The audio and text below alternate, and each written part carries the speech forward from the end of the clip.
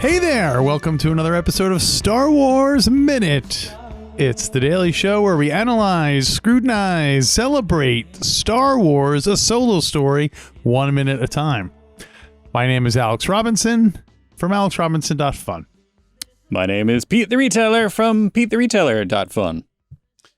And I'm Stuart Wellington, 1/3 of the Flophouse podcast and owner of the bars Hinterlands and Minis, both located in Brooklyn, New York. Well, thanks for closing out the week with us here, Stuart. My pleasure, Alex. And you too, Pete. Thanks for closing out the week with us. Sorry. My job.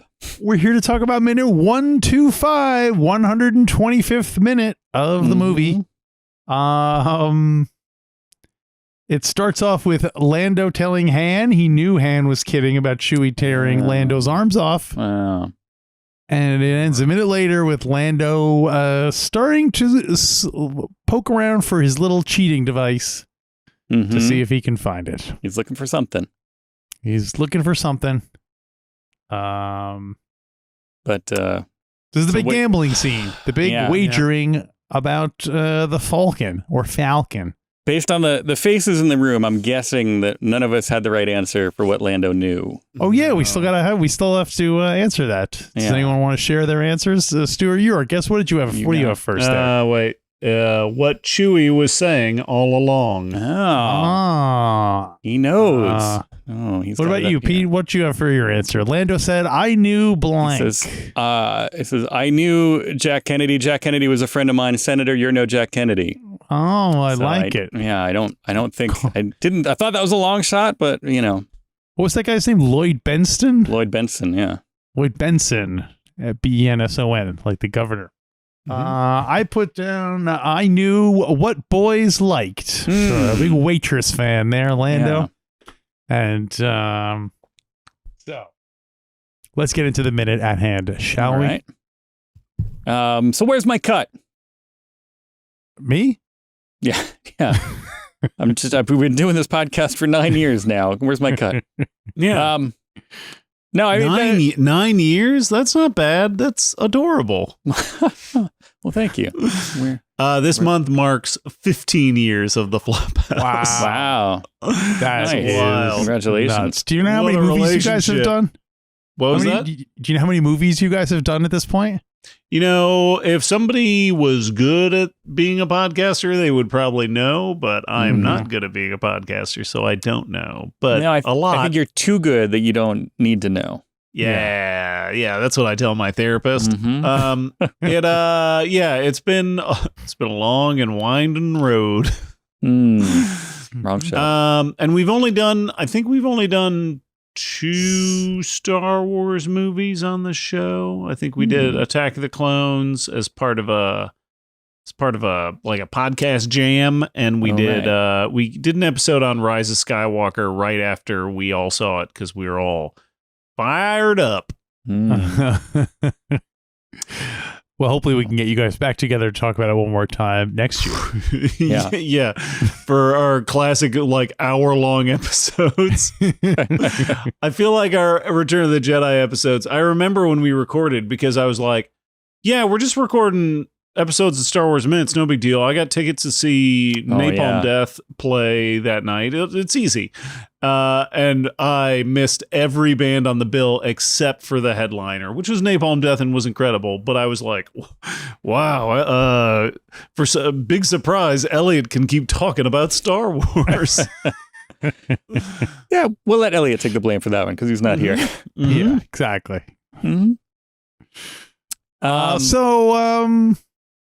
Yes, where's my cut? We didn't get to that. We were skirting the question. Right. But it's pretty bold for Lando to come back after all that and be like, where's my cut? Well, they came to him, I guess, so. They came to him. I mean, if they came to him, he should, I guess it makes sense that he assumes they're there to give him his cut of the money. Yeah. And in a way, they are, because he brought along a cut, right? He brought along a little taste of the coaxium. Yeah, a little bit of the coaxium.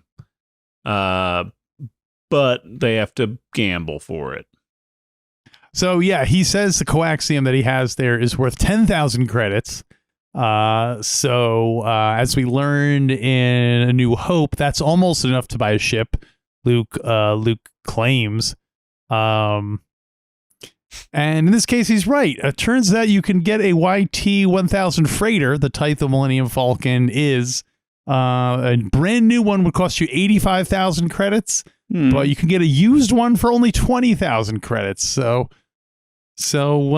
basically, Han Solo was asking for half the cost of his ship for the fare. If you're not to considering the aftermarket modifications he's made to the ship. I'm sure that would be his argument, but those things lose value as soon as they fly off the lot. So it's a real hot and also, of a ship. It doesn't look. Luke immediately thinks it looks like a piece of junk. So probably there's cosmetic issues that would really bring that price down. Probably. Yeah, not a lot of curb appeal. Yeah, exactly. Yeah. Could this movie have ended without could the movie have ended before this? Did we? Yep. Did it have? Could the movie have ended before this? It's a good question to ask. Minute 125 of. Did they have to have a scene with Han? Did it have to end with him winning the Falcon? Basically, is the question, or could it have left it? No. Yes. This could have. I mean, even if you leave it for the opening, the first scene of the next movie, film it here. Hang on to it for your proposed sequel, which then never would have happened. Yeah. I mean, to me, there's something kind of romantic about if the movie had ended with him and Chewie just kind of stranded on this beach planet. Like, there would have been something kind of romantic about the two of them just like, okay, well, how are we going to get out of this one? Like, that to me is more interesting than the tidy bow of him winning the Falcon in a card game. Then we'll roll credits over Han and Chewie in a little canoe, but they were going in circles because Chewie's rowing so much stronger than Han, and they're just like as it's like a big kind of helicopter or shot as we pull back on it, and the credits are rolling, and then we get some of that arguing a little, and Chewie's like, no. yowling. You go twice on your side, and then just going in circles. And then we get some 80s songs to play over it. I wonder if this was not I wonder if this was not in a version of the script, because the poker scene here is like a low budget version of the earlier scene. The earlier one had tons of aliens and stuff in it, and this one all basically seems like humans you'd see walking around at Galaxy's Edge. Like, they're just humans there's like one Twi'lek. Yeah. And then there's just like a bunch of people wearing kind of exotic hats and stuff. It seems like a much cheaper version, which makes me think it might have been a reshoot thing that was not in the original one. Well, let me tell you, let me talk for a minute about two of the people that are there. Okay. Do you know any of the characters that are here? I know none of the characters because they're not in. One's Lando Calrissian. Oh yeah, see, 1 point for Stuart. You gotta catch those, Alex. Sorry, I'm not a nerd. I don't know every Star Wars character in the world. We've got Wazelman.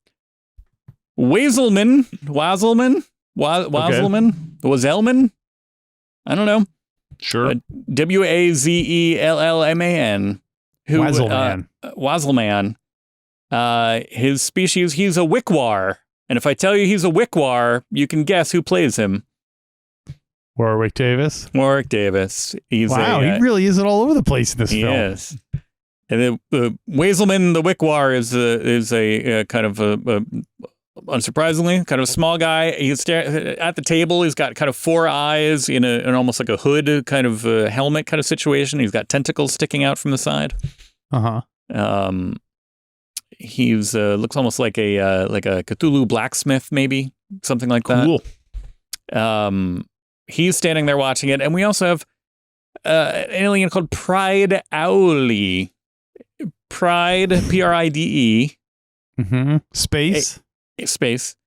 There's all in space. Star Wars. Yeah.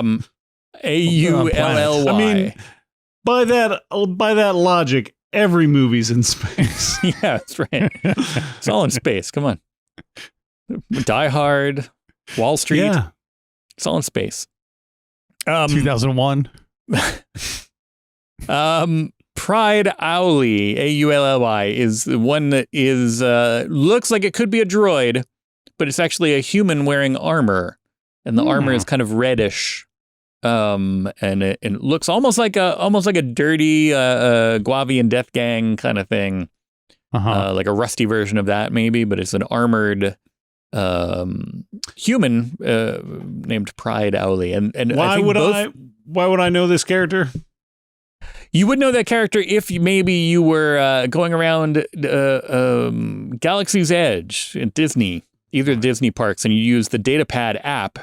They pop up in the interaction. Some of the interactions that you have there. Both of these characters, I think, are involved.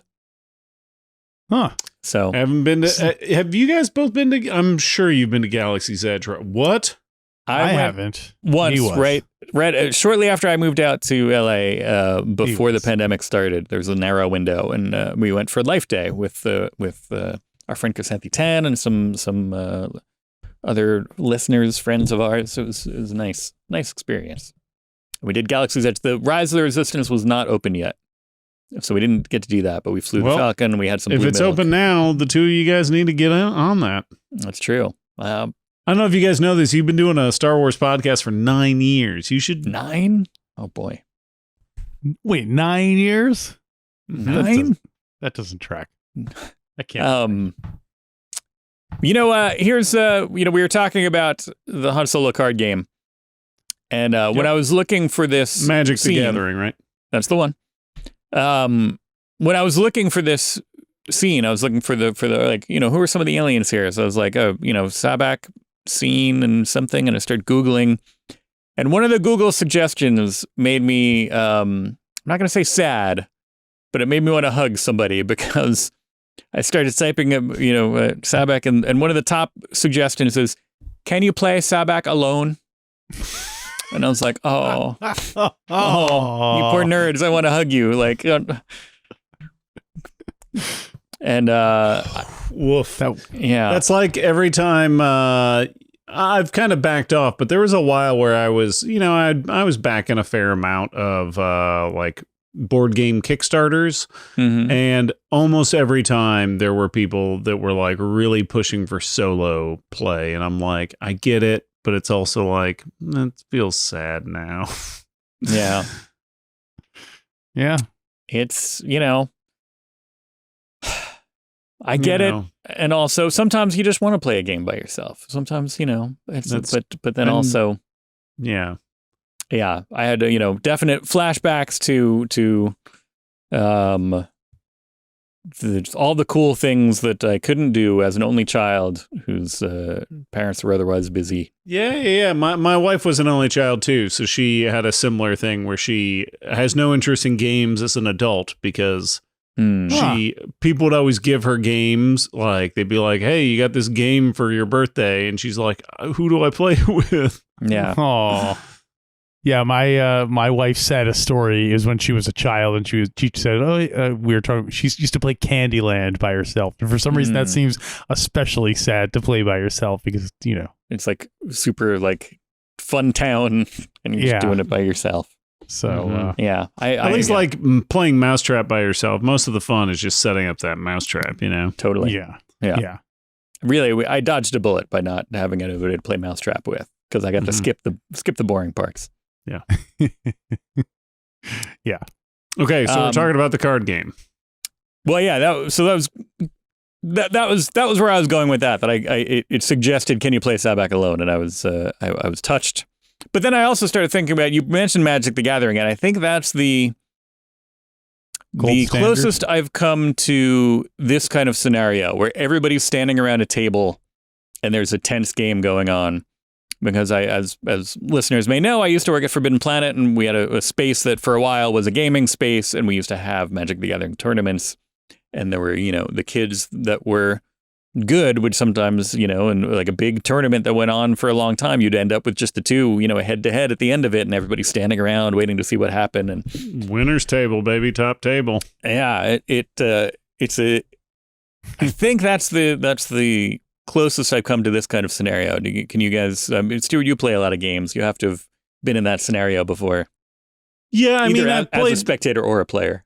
Yeah, I mean, as a player, I've definitely played in some like Netrunner games that have gotten pretty intense, and have drawn some onlookers at tournaments at Gen Con, which is happening this weekend right now. Oh, wow. And I've definitely played. At 1 year at Gen Con, I was in a miniatures tournament, and we had stayed up. My buddy and I, who were both playing in this tournament with painted models, I think it was War Machine was the game, and we had stayed up all night, like finishing up the paint jobs on our models so we could play with them the next day. And so we were super tired, and we were really punchy, and somehow, in luck of the draw, we got each other for the second game of the tournament. And so we were just like, at that point, we're like, we don't care, and we're just like goofing around and making loud noises. And like people, even though we weren't better like that high in the rankings, people were like coming over to our table because we were clearly actually having fun. Because in a lot of those tournaments, people are like not having fun at all. They are like taking it so seriously. There's guys that are like nervously picking at their fingers till their fingers bleed. And I'm like, this is not for me, guys. Yeah. Well, it probably helped playing against someone you knew because you could both we could be silly buns and not worry about it. Yeah, as if you were playing with some stranger. What about you, Alex? You play a lot of games too.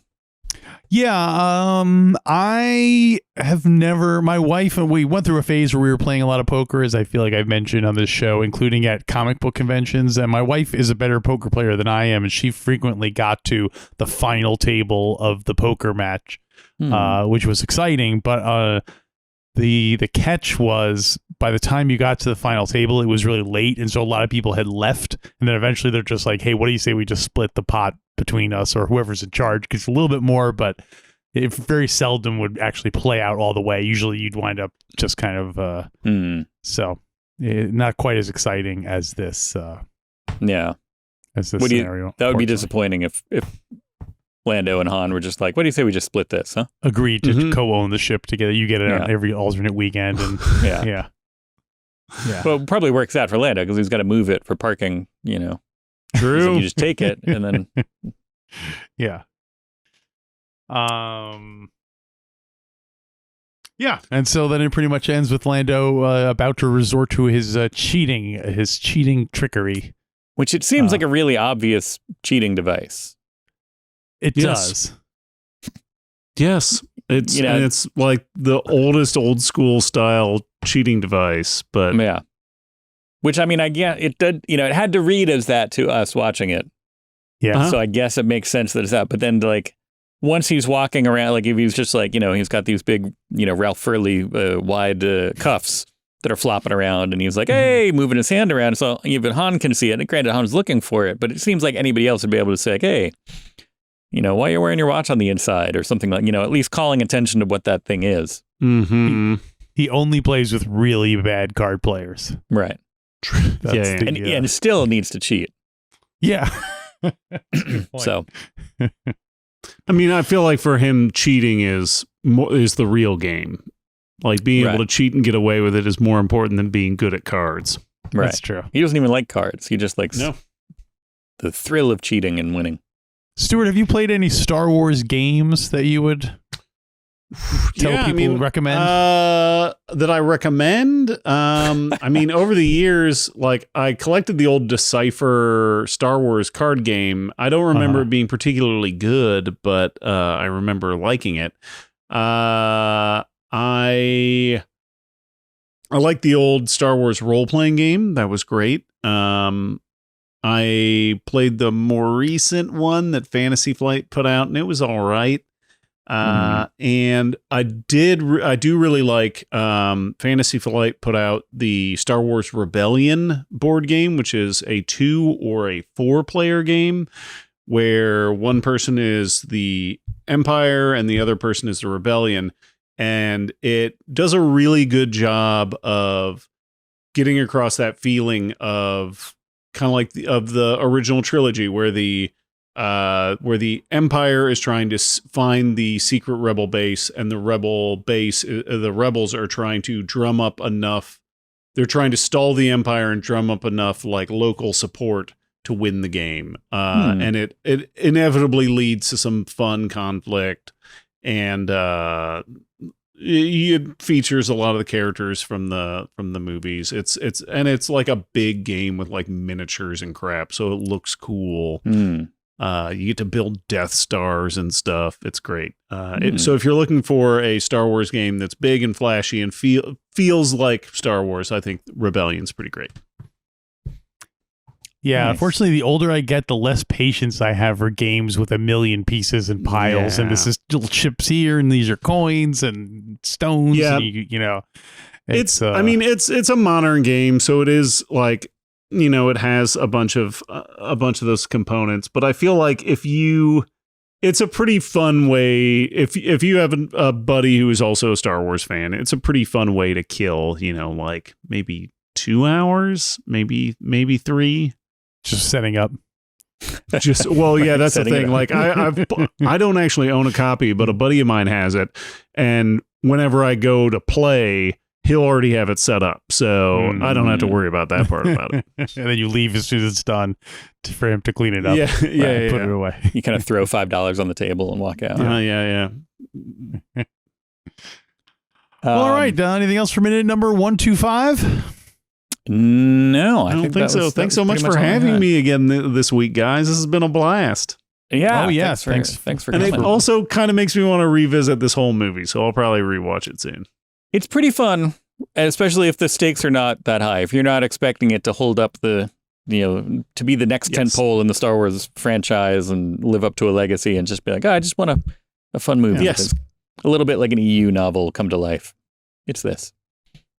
Any other things you want to plug? Last chance. You've plugged Hinterlands and Minis and the Flophouse podcast, which of course everyone. Yeah, one more plug. My wife does a podcast that I'm occasionally a guest on, and I certainly help produce it. It's a show called I Know the Owner, where my wife, who is a longtime bartender and bar owner, interviews other longtime bar people, usually bar owners or bartenders, general service industry people, and they record their show in a bar, so you get a little bit of ambient sound. And they just kind of talk about the business, which if you're interested at all in the bar business or just people kind of chatting, it is informative and cool. So it's a real inside baseball type stuff, like. It gets a little inside baseball. I mean, they, there's certain things they have to omit, but there's a fair amount of talk about. A lot of it is just kind of trying to figure out where, like, how people fall into the bar business, and it's also fun because she is often surprised. Like, all people from all different walks of life end up working in bars, and but there's also kind of like a shared language that everybody has. And she's recorded episodes with bars around the country with people she's never met before. So it's pretty cool. Oh, that does sound cool. And what's the name of it? I Know the Owner. I Know the Owner. All right. Well, Pete mentioned that we're almost done with Solo, a Star Wars story. We're getting down to the final minutes here. So if you're looking for a podcast to fill that void, that looming void in your life, why not check out either of our two, not companion podcasts, but we do podcasts with other people. I do a podcast with my brother entitled The Godfather Minute. You could probably figure out the structure and subject matter of that podcast. We are currently about 79 minutes into Godfather 2. We're in Cuba, so the excitement ahoy. And so you can find that wherever you get podcasts. Pete, what's the status of ABCDTOS these days? We wrapped up the original series. That's, of course, we went alphabetically through all the episodes of Star Trek, the original series. And now we are slowly, maybe one a month, we're doing the original cast movies in alphabetical order. So we just released an episode about Star Trek, The Final Frontier, Star Trek 5. That was the first Final one. Frontier, that's first. Okay. And it'll be followed by Motion Picture under M. So. Got it. Yeah. What was the consensus on Final Frontier? You know, it has some has its moments. Not many of them, but it does have some. No. It really was derailed by a lot of behind-the-scenes problems, but then also just kind of fails a lot. That's the one that opens with mountain climbing, right? Yes. Yeah. It's weird.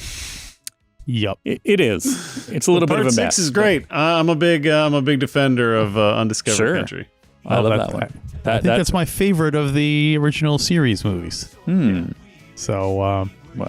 Anyway, you can find The Godfather Minute and ABCDHEOS and ABCDEVO, the podcast you did where you went through the Devo catalog alphabetically. Also alphabetically. You can find that wherever you get podcasts, and you can find us here on Monday with another episode of Star Wars Minute. Star Wars Minute.